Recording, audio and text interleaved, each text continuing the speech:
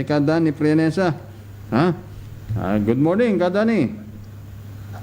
Good morning, Carol. Ayun.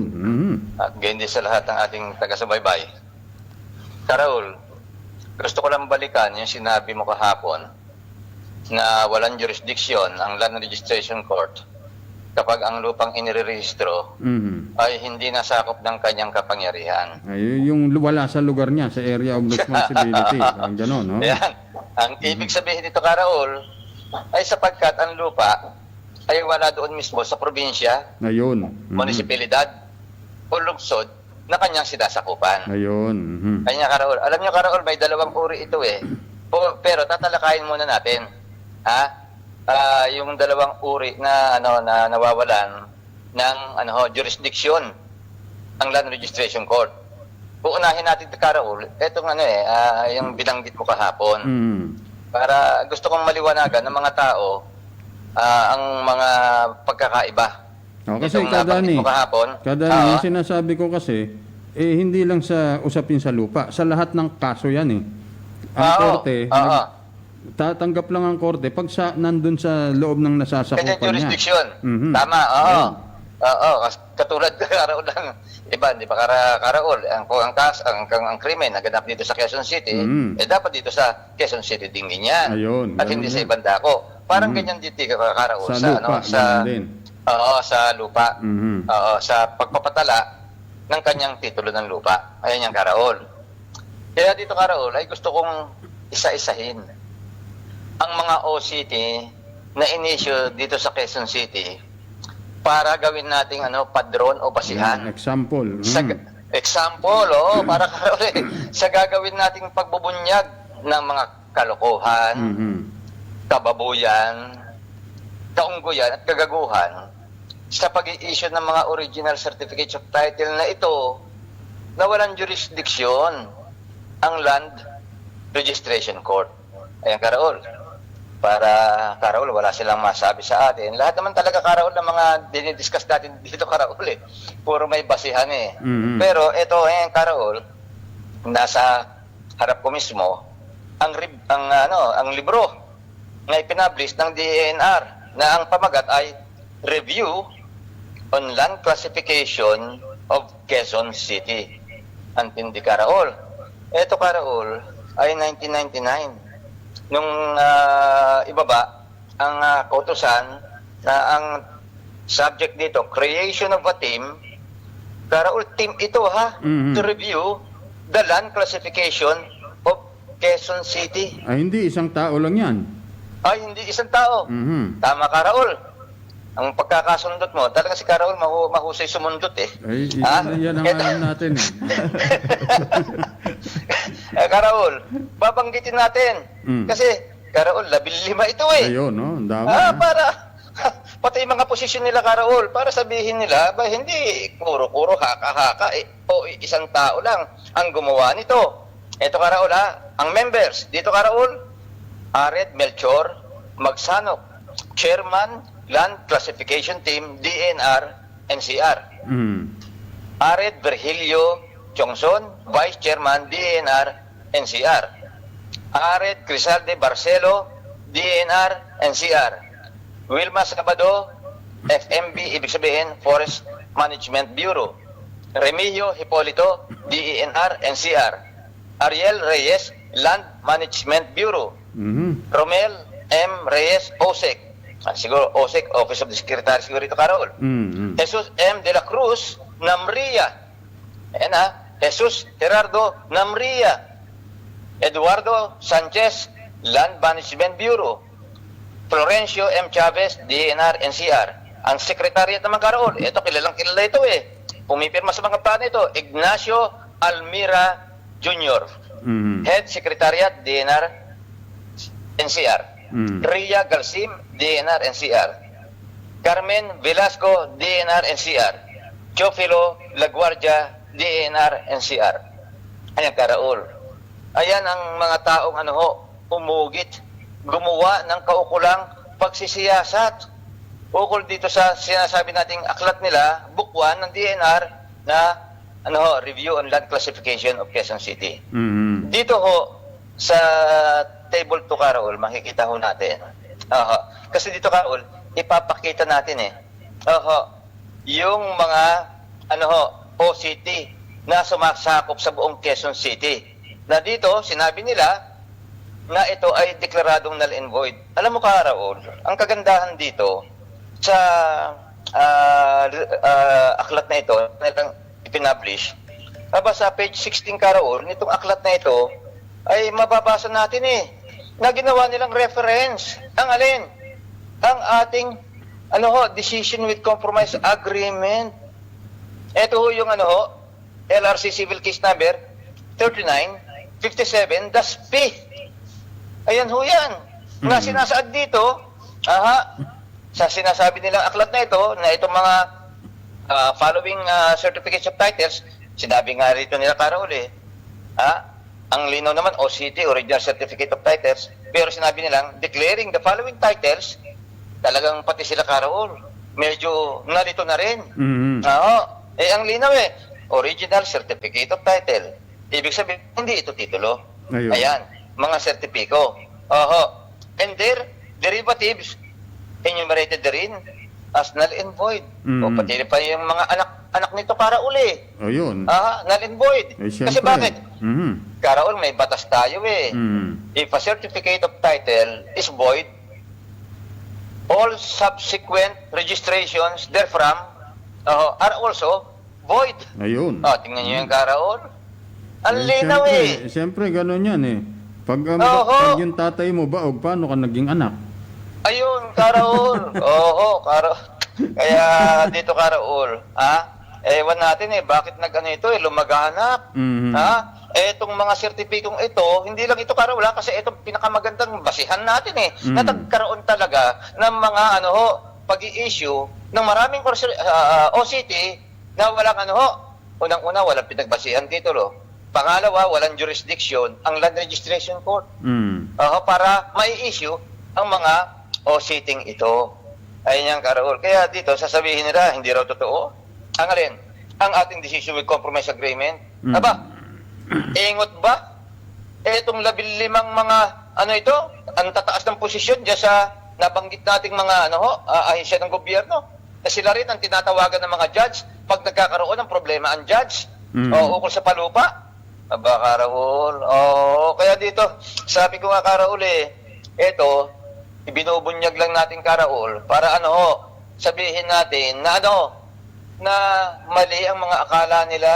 Katulad yung taga-NHA, yung nanlalangrab ngayon dyan sa Project 6, sinasabi nila na tayo raw ay ay sindikato dahil ang pinangahawakan nating dokumento ay kansilado na.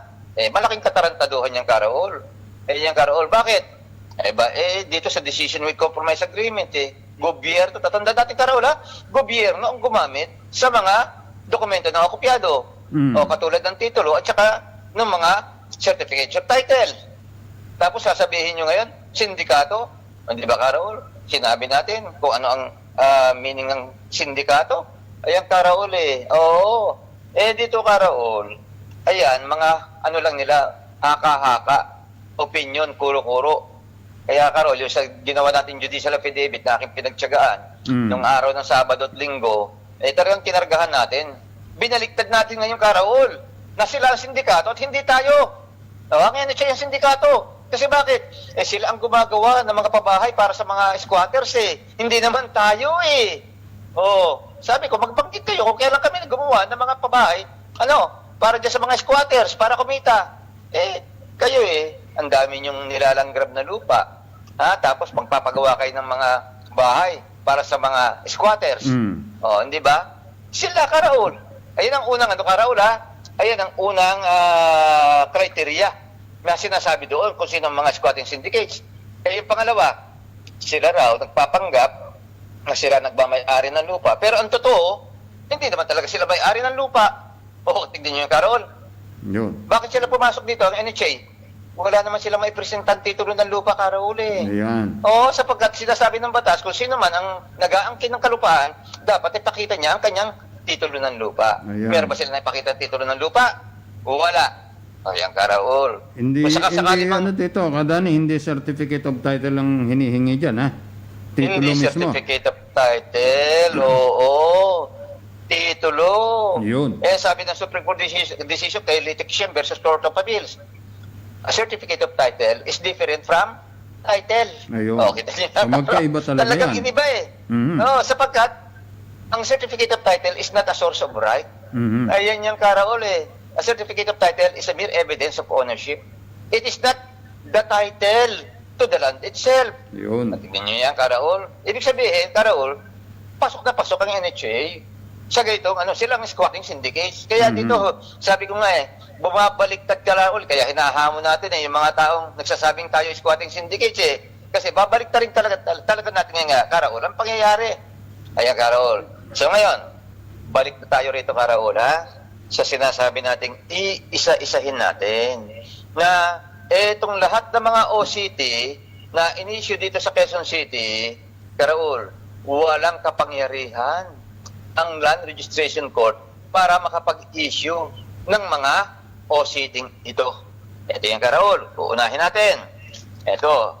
Nandito, Karaul, Table 2. List of original certificates of titles within Quezon City. Ayan, Karaul. Ito. OCT number, 333. Alam niyo ba, Karaul, ang OCT number 333, ito may decree 1131. Yan. Kung titignan ho natin, pupunta tayo sa LRA. Yung mga tagapakinig, sundan niyo mabuti ito. 1131. Pumunta kayo dyan sa LRA, dyan sa second floor. Merong window dyan na dyan nakukuha yung mga tinatawag nating mga decree of registration. Hindi ko lang alam, Karaol, kung ito ay nilipat na kasi matagal na yun. Nang ako nagpupunta ba dyan Siguro may 20 years na yan ngayon, ang location nito, pag binasa nyo, yung mismong decree of registration nasa Gapan, Nueva Ecija ito. Ayun. Ibig sabihin, Karaol, bakit kayo nagkiklaim ng kalupaan dito sa Quezon City, ang decree of registration nyo pala, nasaan? Gapan, Nueva Ecija. Ayun. Tingnan niyo yung Karaol. Ibig sabihin, tika muna, walang jurisdiction. Kung dito man ginanap sa Quezon City yan, yung sinasabi nyong pagdinig sa paparehistro ng titulo ng lupa, hindi walang jurisdiction.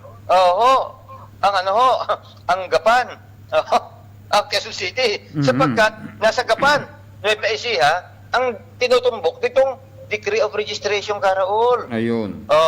Ano ang ibig sabihin nito, Karaol?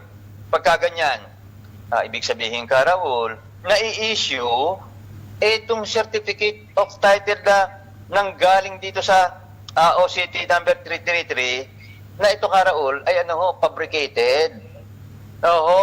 Walang talagang naganap na pagpaparehistro ng titulo ng lupa dito sa Quezon City. Kasi kung talagang merong naganap na pagpaparehistro ng titulo ng lupa dito sa Quezon City, dapat, Karaol, makakakuha ka ng decree of registration dito sa Quezon City. Ayun. Wala, Karaol Walang ibang inisyu Nasa Gapan, Nueva Ecija lang. Ayun. Eto Ibig pa, sabihin Karaol. yan pinulot lang nila yung numero doon sa sa Gapan Nueva Ecija. Tama, Karaol. Pinulot lang. Siyempre, Karaol, kasabwat dito ang LRA. Kasi sila, Karaol, nagsisip-keep ng mga decree of registration Wala sa RD yan Oo. Ngayon, ito pang isang kilala, Karaol. Tingnan nyo, Karaol, OCT number 614. May natatandaan ba kayo rito, Karaol, sa OCT 614?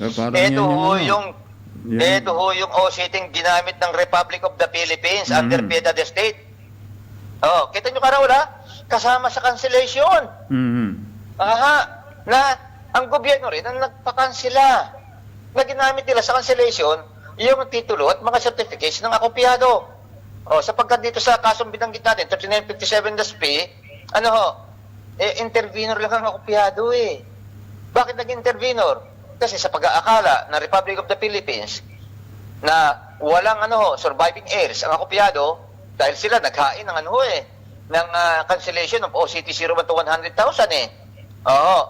na ginamit nila rito ang mga dokumento ng akopiado sa pag-aakala nilang wala ng surviving heirs. Di nagkaroon muna ng proceeding. Ayan sabi, ni Felix Macasyar, dating nasa CFI ang Carol, dapat padalhan natin ng summons itong akopiado para maging legal na legal ang ating gagawing pagkuha dito sa kalukupaang sinasakop ng OCT 01-4. Ayan yung Carol Kasi pag hindi natin ginawa yan, hindi tayo dumadaan sa tamang proseso. Pinadalhang Carol ng Sobon doon sa kanyang bahay sa Old Barangay Tatalon. Tapos doon naman sa Hawaii, dumating ngayong Karaol ang akopiado. Nalahabang kasi nila Karaol sa summons na pinadala ng korte na under litigation yung kanilang estado, yung kalupaan nila. Ngayon, pagdating nila rito Karaol, nakita nila na ginamit pala ng Republic of the Philippines ang kanilang mga dokumento. Para doon sa ongoing na na kaso. Kasi ang Republic of the Philippines nag-file mismo talaga ng kasong ito, pero hindi muna nila Karaol tinignan kung talagang wala nang surviving heirs ang akopiado. Nagmadali sila Karaol late na nung na nalaman nila dapat padalhan natin ng summons pala ito. Baka meron pang natira meron na natira, dumating ngayon.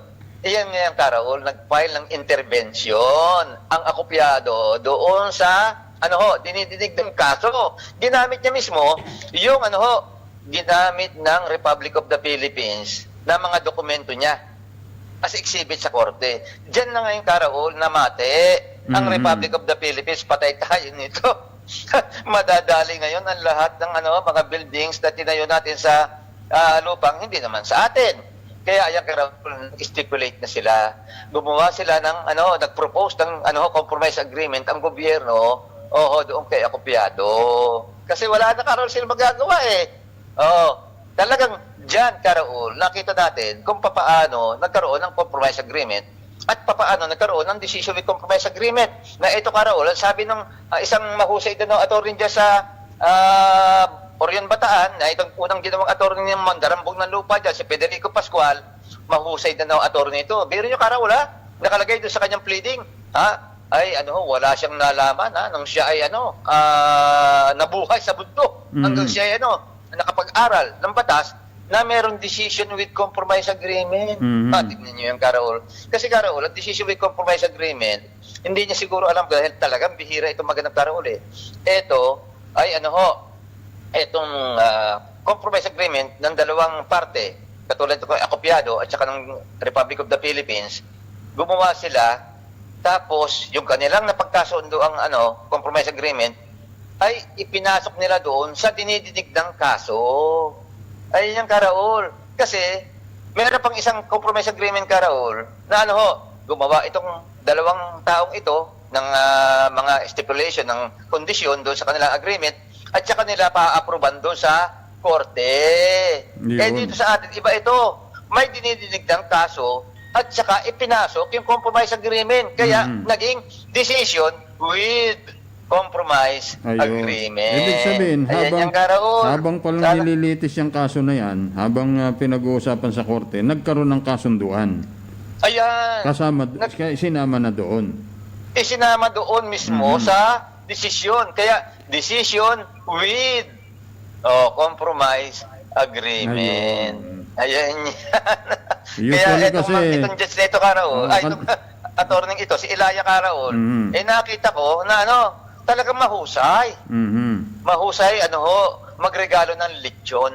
Ayan yan, Karaol. Ayan yan, kaya Kasi, kasi, ang alam nila, pagka nagkaroon na ng kasunduan, saka pupunta sa korte. Ayan, At saka sila pupunta sa korte para paktibayin. Yan. Ito, under court litigation na ito Kaya itong ginawa nila na compromise agreement, ipinasok nila doon sa dinidinig ng kaso sa korte.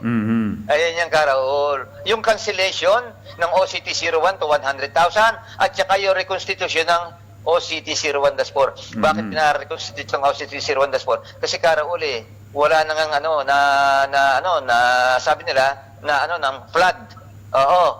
Tapos yung isa naman nasunog o yung hawak ng akopyado. Kaya ang gobyerno na ang gumawa ng pamamaraan para ipa-reconstitute ito. Para pag ito'y napa-reconstitute, Karaol, meron na silang babasihan. Eminent domain yan, Karaol, mapupunta na sa gobyerno ang lahat ng kalupaan na nire-represent ng OCTC Rwanda Sport. Ayan yan, Karaol. Ayan ang kanilang dyan ginagawang manipulasyon, Karaol, para mapasa kanila ang lahat ng kalupaan na sinasakop ng OCTC Rwanda Sport. Dumating ang kopyado, yari sila. Kaya nagkaroon ng decision with compromise agreement. Ayan, Karaol. Ngayon, balik ulit tayo rito sa OCT number 614. Ang decree nito, Karaol, ay 6667. Saan ang location nito, Karaol? Unisan, Quezon. Tingnan niyo yung Karaol, wala rin dito sa Quezon City, Karaol. O, paano nagkaroon ng OCT 614 dito sa Quezon City? Na ang decree pala nito, Karaol, nasa Unisan, Quezon. Hindi dapat, Karaol, doon sila mag-claim ng lupa. Huwag dito sa Quezon City. Ang tanong natin, Karaol, bakit ang mga judge binabalidate itong mga kagaguhang ito, Karaol? Hindi ba nila pinag-aralan ito sa kanilang mahabang pag-aaral ng mga batas ukol dito? Ayan, Karaol, tayo, Karaol, binabasa lang natin ang mga referensya. Pinag-ugnay natin, Karaol. Wala naman tayong sariling kuro-kuro, haka-haka, opinion sa mga bagay na ito, Karaol. Pinagsikapan lang natin for almost 30 years na nga ito, Karaol. Na ang hirap kasi dito, Karaol, yung pag-gather ng mga referensya, yung mga dokumento. Ayun yan, Karaol. Sino naman tayo, Karaol? Hindi naman ako nag-aaral ng batas na makagawa ng aklat sa pinakamahirap pang larangan, ang ukol sa palupa. At yan, Karaol.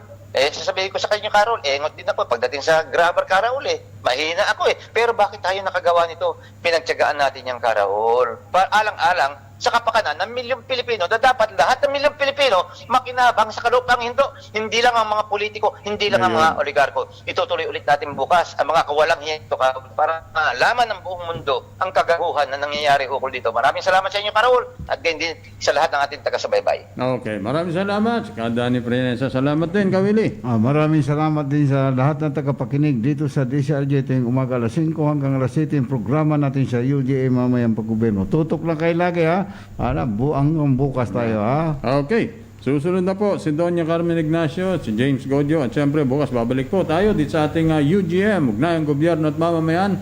Maraming salamat. Magandang umaga. Raul Virtudazo po. The views and comments of the hosts and guests are not necessarily those of the station.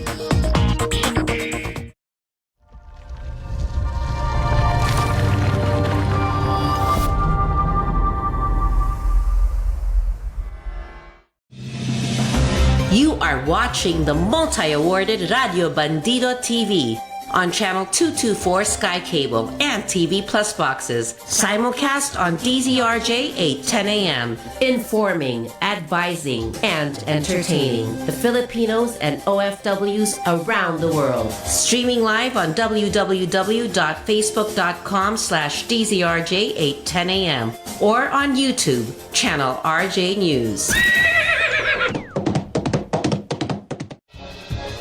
To all the Radio Bandido viewers and listeners, catch us on YouTube. Just search for RJ News PH, hit the subscribe button, and like the video. Don't forget to click the bell icon so you get notified when a new video gets uploaded.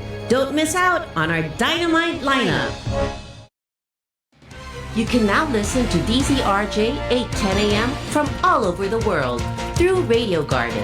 Step 1, go to the App Store. Step 2, download Radio Garden. Step 3, wait for the app to plant seeds.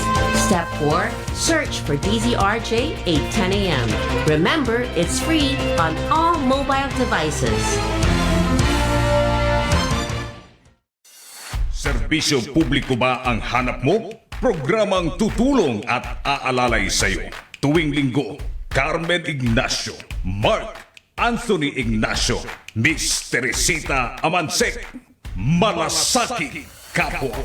2 oras ng aksyon, ng tulong, ng puso. Malasakit Kapwa. 1:00 hanggang 3:00 ng hapon.